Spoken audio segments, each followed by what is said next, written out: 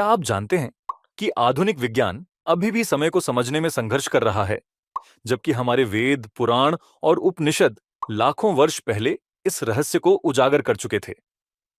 हिंदू धर्म में समय को एक सीधी रेखा नहीं, बल्कि एक चक्र माना गया है। अनंत सृजन, पालन और संहार का नृत्य, जहां पूरा ब्रह्मांड भी नष्ट होकर पुनः जन्म लेता है। तो आइए इस दिव्य ज्ञान के रहस्य को खोलते हैं। चतुर्युगम तु कृत्स्नम स्यात् कृतं द्वापर कल्मकम, त्रेताकाली तथा चेति युगानाम परिवर्तनम। 4 युग सतत बदलते रहते हैं, सतयुग, त्रेतायुग, द्वापर युग और कलयुग। समय कभी नहीं रुकता। कालचक्र, टाइम साइकिल, समय का पहिया जो कभी नहीं रुकता। हर जीव, हर ग्रह और पूरा ब्रह्मांड इस अनंत समय चक्र का हिस्सा है। सतयुग 1,78,200 वर्ष, सत्य और धर्म का स्वर्ण युग। 100% धर्म, सत्य, शांति और ईमानदारी का युग। मनुष्य हजारों वर्ष जीते थे बिना किसी लोभ और मोह के। त्रेतायुग 1,96,000 वर्ष, बलिदान और कर्तव्य का युग। 75% धर्म, भक्ति और यज्ञों का युग। भगवान राम का जन्म और रावण का विनाश।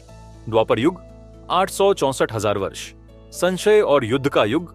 50% धर्म, लालच, अधर्म और छल बढ़ने लगे।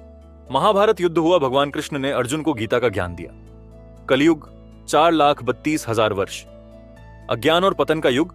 25% धर्म, लोभ, युद्ध, भ्रष्टाचार और पाप का राज। हम अभी कलयुग में हैं, जहां मनुष्य की आयु 100 वर्ष से भी कम हो गई है।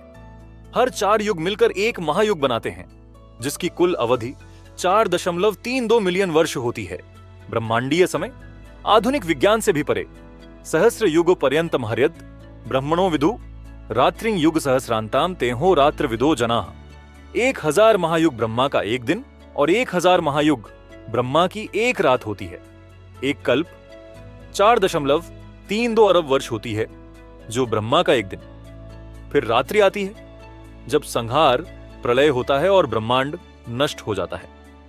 ब्रह्मा की आयु 100 दिव्य वर्षों की होती है, जो 311 ट्रिलियन मानव वर्षों के बराबर है। आधुनिक वैज्ञानिक अभी भी बिग बैंग और बिग क्रंच को समझने की कोशिश कर रहे हैं, लेकिन हमारे ऋषियों ने इन सिद्धांतों को हजारों साल पहले जान लिया था। कलयुग का अंत, आगे क्या होगा? कल्किन नामना जगतपतिं कले कालामलात्मनाम धर्मत्राण कृताम चक्रे धर्मम सनातनम पुनः। कलयुग के अंत में भगवान विष्णु के अवतार श्री कल के प्रकट होंगे और धर्म की पुनः स्थापना करेंगे।